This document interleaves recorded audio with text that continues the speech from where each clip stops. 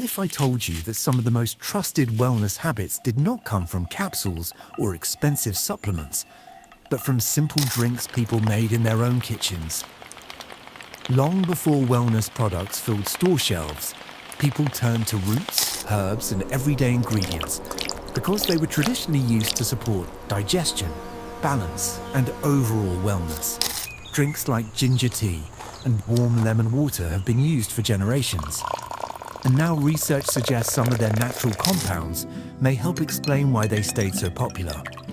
In this video, we are looking at 7 simple drinks from different cultures that are easy to make, easy to use, and may support your health in small but meaningful ways over time. Let's start with one of the oldest and simplest options first. One is turmeric golden milk.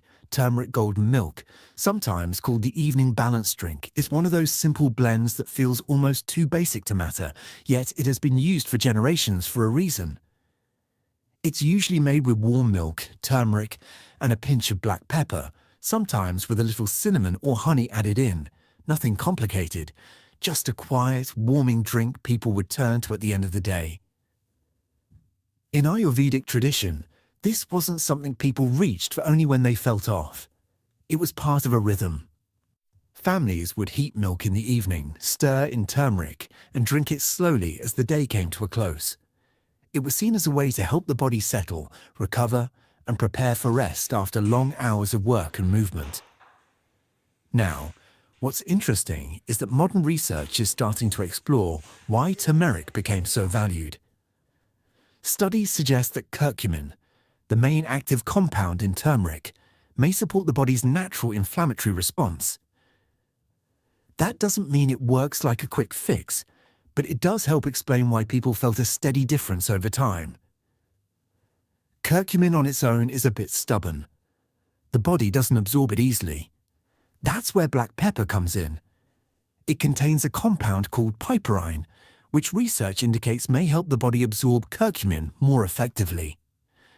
It's a small detail, but it shows how traditional practices often have built-in wisdom, even if people didn't explain it in scientific terms. If you want to try it, keep it simple. Warm a cup of milk or a plant-based option, add about half a teaspoon of turmeric and a small pinch of black pepper. Stir it well and let it sit for a minute before drinking. You can add a little honey if you prefer a softer taste. Start small and see how your body responds. If you're pregnant or taking medication, it's always a good idea to check with your provider before making it a regular habit. So why did something this simple fade out for so many people? Mostly because it takes a few minutes. You have to heat it, mix it, and slow down long enough to drink it. In a world that leans toward instant options, that small effort can feel like too much. Over time, those quiet rituals get replaced by whatever is faster and easier. But when you come back to it, you notice something. It's not just about the ingredients. It's about the pause, the warmth, and the consistency. Think of it like a quiet evening fire.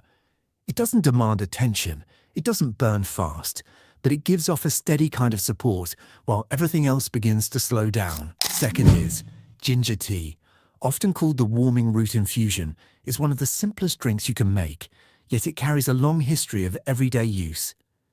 It's nothing more than fresh ginger sliced or crushed and steeped in hot water. No complicated steps, no special tools. Just a root, some heat, and a few quiet minutes. Across Asia and the Middle East, ginger tea wasn't something reserved for special occasions. It was part of daily life. After meals, especially heavier ones, people would sip ginger tea to feel more comfortable and settled. It was also used during travel, long work days, or whenever the body felt a little off balance. It wasn't about fixing something overnight. It was about gentle support, used consistently. Now, modern research is starting to give us a clearer picture of why ginger became so widely trusted. Studies suggest that ginger contains active compounds like gingerol, which may support digestion and help with occasional nausea. It seems to work by encouraging the natural movement of the digestive system, helping things flow the way they're supposed to. If we break that down in simple terms, gingerol and related compounds may help the stomach do its job more smoothly. Instead of things sitting heavy or slow, the body is gently encouraged to keep things moving. That's likely why so many people, across different cultures, turn to ginger after meals or during times of discomfort. Making it is as straightforward as it gets. Take a small piece of fresh ginger, slice it thin or crush it slightly, and add it to a cup of hot water. Let it steep for about 5 to 10 minutes. The longer it sits, the stronger it becomes. If you're new to it, start mild. Ginger has a natural heat to it, and for some people, too much at once can feel a bit intense. You can always add a touch of honey or lemon to soften the flavor if needed. It's also worth noting that more isn't always better. Strong, concentrated ginger may not suit everyone, especially if you have a sensitive stomach.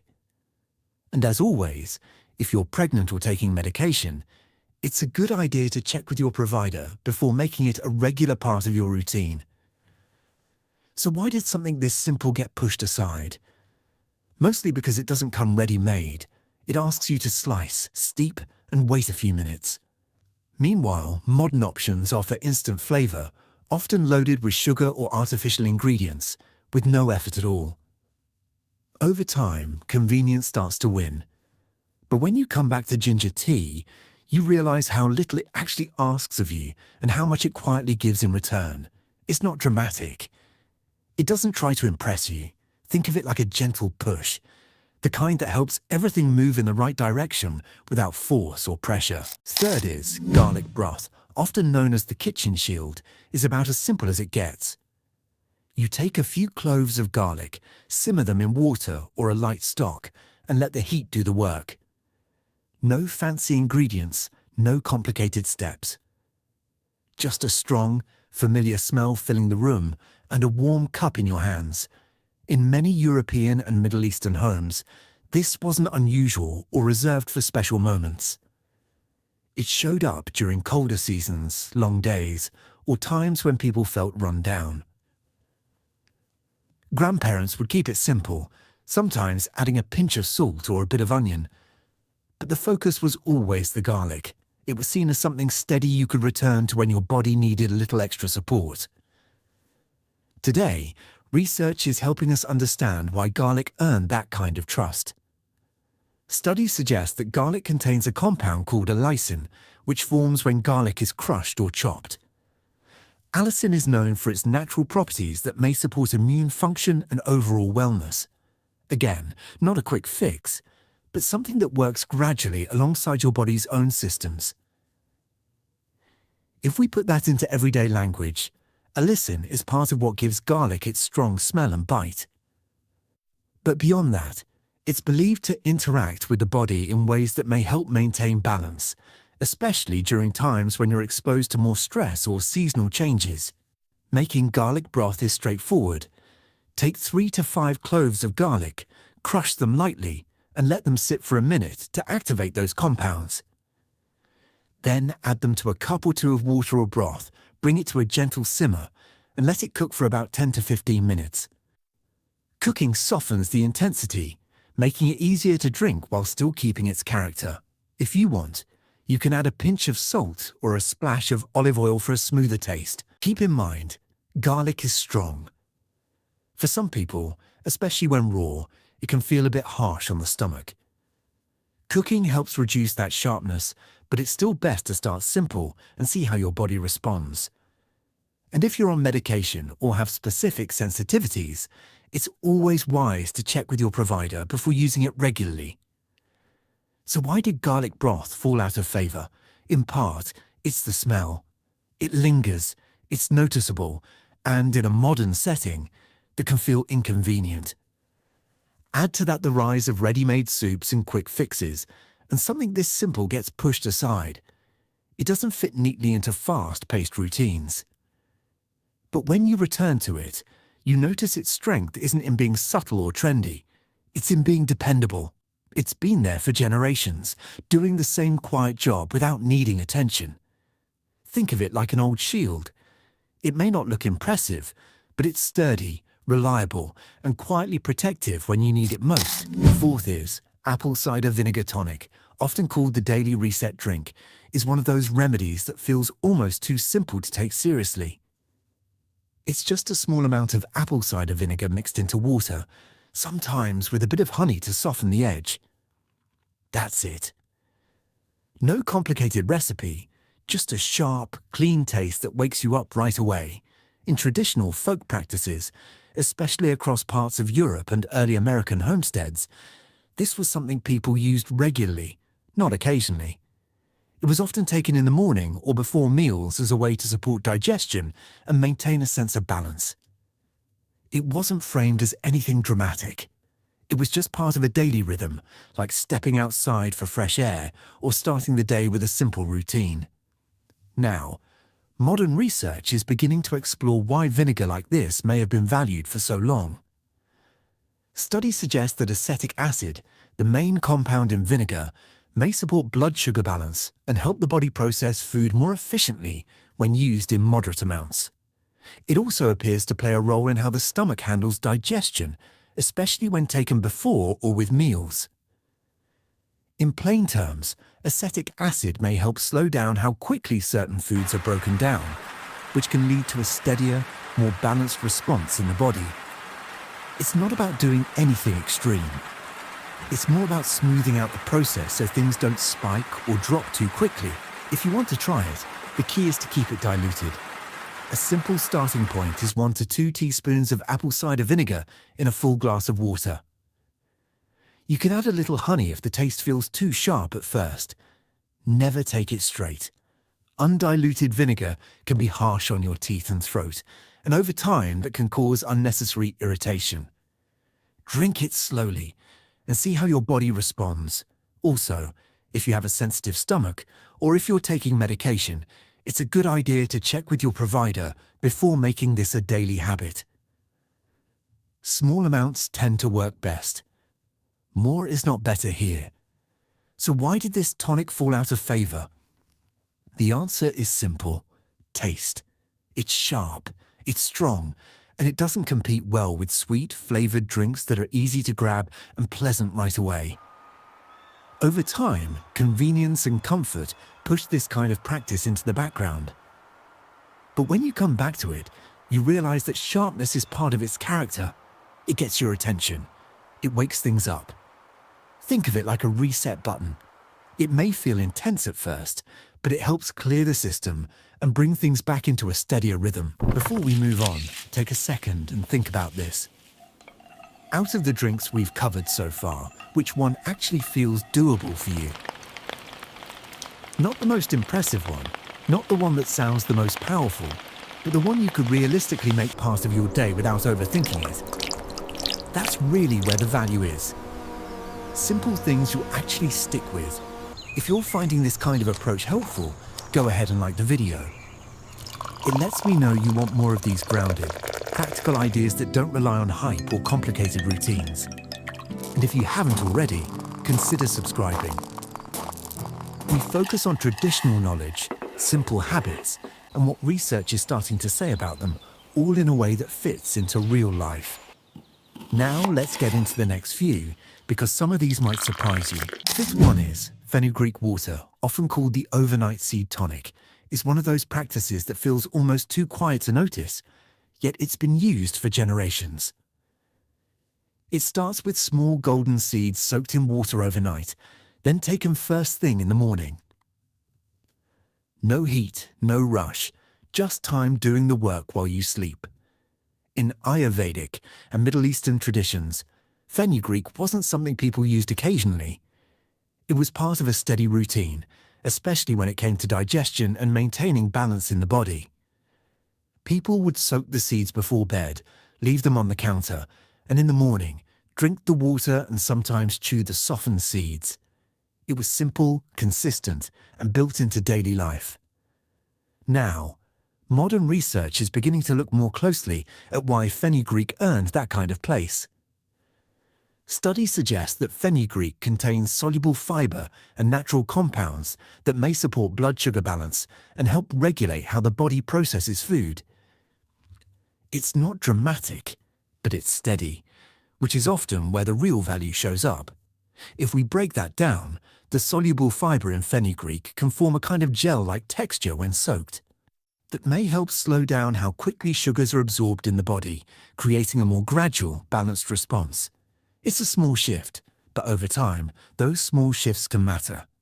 Preparing it is straightforward, but it does ask for one thing most modern routines don't favor, and that's planning ahead. Take about a teaspoon of fenugreek seeds, add them to a glass of water, and let them soak overnight. By morning, the water will take on a slightly golden color, and the seeds will be softer. Drink the water first, and if you're comfortable, chew the seeds as well. The taste is slightly bitter, and that can catch people off guard at first, so it's best to start with a small amount and see how it feels for you. You can always adjust over time. And as always, if you're pregnant, managing a condition, or taking medication, it's a good idea to check with your provider before making it part of your routine. So why did something this simple fade into the background? Mostly because it doesn't fit into fast-paced habits. It requires you to think one step ahead, to prepare something the night before for a benefit you won't feel until the next day. In a world built around instant results, that kind of patience often gets overlooked. But when you return to it, you start to see its quiet rhythm. You prepare it at night, let it sit undisturbed, and in the morning, it's ready. Think of it like planting seeds each night and waking up to small, steady benefits that build over time without demanding your attention. Sixth is, chamomile tea, often called the evening calm infusion, is one of the gentlest drinks you can bring into your routine. It's made from small dry chamomile flowers, steeped in hot water until the flavor turns soft, slightly sweet, and easy to sip. There's nothing intense about it. It's quiet, almost subtle, but that's part of what makes it stand out. In many European traditions, chamomile tea was part of the evening rhythm. It showed up at the end of long days, after meals were finished and the house began to settle. People would drink it slowly, not as a quick solution, but as a signal to the body that it was time to wind down. It became tied to rest, to quiet conversation, and to letting go of the day. Now, modern research is beginning to explain why chamomile has been associated with relaxation for so long. Studies suggest that chamomile contains a compound called apigenin, which may interact with certain receptors in the brain that help promote a sense of calm. It's not something that forces sleep, but it may support the body's natural ability to relax and prepare for rest. In simple terms, apigenin seems to work by gently signaling to the nervous system that it's okay to slow down. Instead of pushing the body in a strong direction, it creates the conditions where relaxation can happen more naturally. That's likely why people have used it as part of a routine rather than a one-time fix. Making chamomile tea is about as easy as it gets. Add a teaspoon of dry chamomile flowers or a tea bag to a cup of hot water. Let it steep for about 5 minutes, and then sip it slowly. The key isn't just drinking it, but giving yourself a few minutes of quiet while you do. That combination is where much of the value comes from. Chamomile is generally considered gentle, but it's still worth paying attention to how your body responds. If you have allergies to plants in the same family, like ragweed, you may want to be cautious. And if you're pregnant or taking medication, it's always a good idea to check with your provider before using it regularly. So why did something this calming get pushed aside? In many ways, it's been replaced by stimulation. Screens, late-night scrolling, artificial light, and fast-paced routines have taken over the space where quiet habits used to live. Instead of easing into rest, we often stay switched on until the very last moment. But when you come back to chamomile tea, you notice something different. It doesn't demand anything from you. It simply invites you to slow down.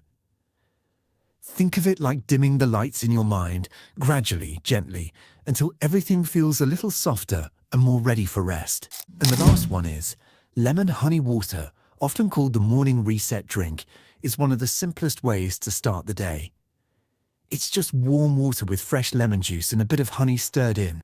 No complexity, no special timing, just a clean, light drink that gently wakes up your system. Across many cultures, this wasn't a trend or a health hack. It was a daily ritual. People would begin their mornings with it before anything else, especially before heavier foods or strong drinks. It was seen as a way to ease into the day, giving the body something light and refreshing after a long night of rest. Now, when we look at it through a modern lens, there are a few reasons this simple drink has held its place for so long. Lemon provides vitamin C and other natural compounds that research suggests may support general wellness and immune function. Honey, on the other hand, contains natural substances that studies indicate may have soothing properties and support overall balance. In plain terms, lemon adds brightness and a slight acidity that can help wake up your senses, while honey softens that sharpness and adds a gentle layer of comfort. Together, they create something that feels both refreshing and steady at the same time, making it as easy as it sounds. Take a glass of warm water, not boiling, just comfortably warm, squeeze in half a fresh lemon, and stir in a teaspoon of honey. The temperature matters more than most people think. Very hot water can reduce some of honey's natural qualities, so it's better to keep it warm rather than steaming. If you're new to it, start with less lemon and honey, then adjust based on your taste. Some people prefer it more tart, others a little sweeter. And as always, if you have sensitivities, or if you're managing a condition or taking medication, it's a good idea to check with your provider before making it a daily habit. So why did something this simple get replaced? Mostly because mornings have changed. Instead of slow starts, many of us reach for strong coffee, sugary drinks, or something quick that delivers an immediate jolt.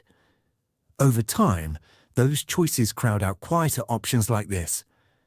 But when you come back to lemon honey water, you notice a different kind of start to your day. It doesn't rush you. It doesn't overwhelm your system.